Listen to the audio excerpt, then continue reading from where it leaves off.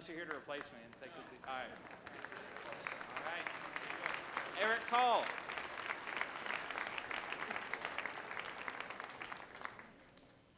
Okay, it's the summer of '76, and my two buddies and I'm 9 years old, we've managed to set fire to the woods behind our neighborhood. And the flames are literally over our heads, and we freak out, and we start running back to the street. We've totally stopped trying to stop the fire. And as I'm running, I'm in full panic mode, and because as I'm running, I see the Graydon's house, and I realize it's not that far from the woods, and I know that as soon as this fire consumes the woods, it's going to just sweep through my neighborhood, and this is not good for a 9-year-old. So, in retrospect, I know now that this entire fucked up situation was entirely predictable. Not preventable, but predictable. It was like a really dangerous chain reaction, and it was all set in motion by the most unlikely catalyst, our nation's bicentennial. Now, I remember the hype for the bicentennial just being just horrific, but it was after the fact. It was the boredom that resulted after the fact, especially for a 9-year-old kid, that was just stifling. And it was made 10 times worse by the town that I grew up in. And this is really the first element in that chain reaction, the small town effect. Norwell, Massachusetts, it's exactly what you would expect of small town New England. It's 9,000 white people living in big old houses on big old pieces of land. We had one stoplight. There was no crime. The schools were great. So a great place to raise a family, just not all that exciting if you're the one being raised. Luckily, the particular neighborhood that I lived in Norwell, was tucked away in the corner of Norwell. It was an affordable housing neighborhood, and it was about 100 tiny Cape Cod houses stacked right next to each other, 4 blocks of this. And squeezed into these tiny houses were middle-class families like mine who came to Norwell to take advantage of the free, great public schools.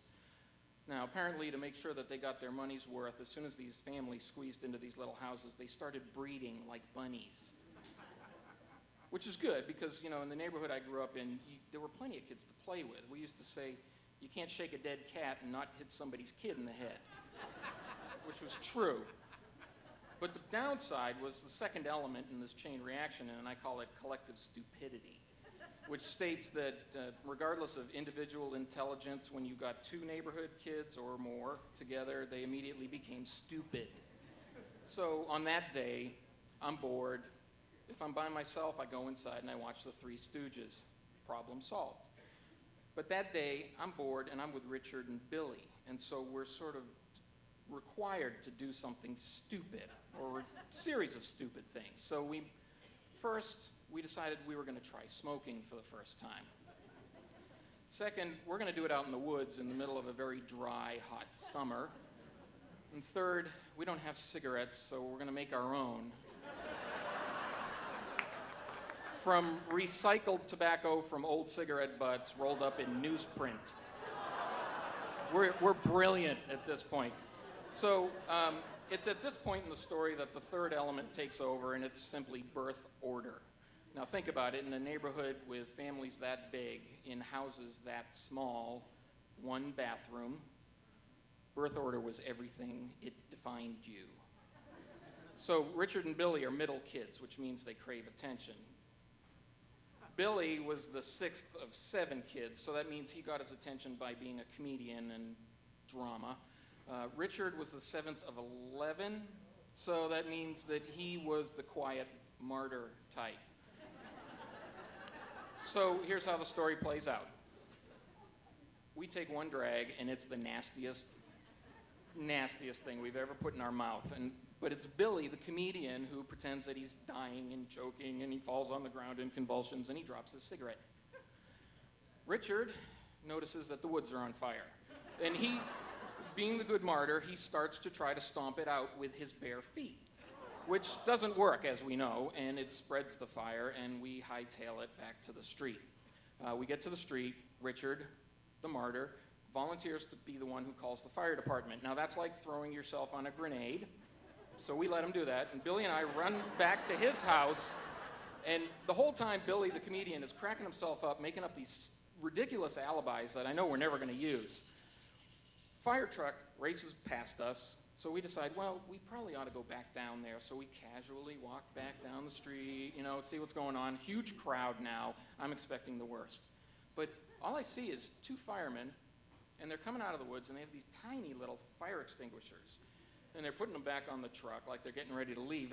Out of the corner of my eye, I see Billy's got this shit-eating grin on his face. Richard still looks like he wants to confess everything, and I'm not sure exactly what's happening, but sure enough, a third fireman, big dude, comes chugging out of the woods, and he gets to the edge of the woods at the curb, and he stops dead. He sees us. And I can see in his right hand, he's carrying one of our cigarette butts. Well, that grin comes right off of Billy's face when he walks right up to him, looks him in the eye, bends over, and he says, "Hey, Billy, how's your dad?" And then he gets in the truck, like he's getting ready to leave.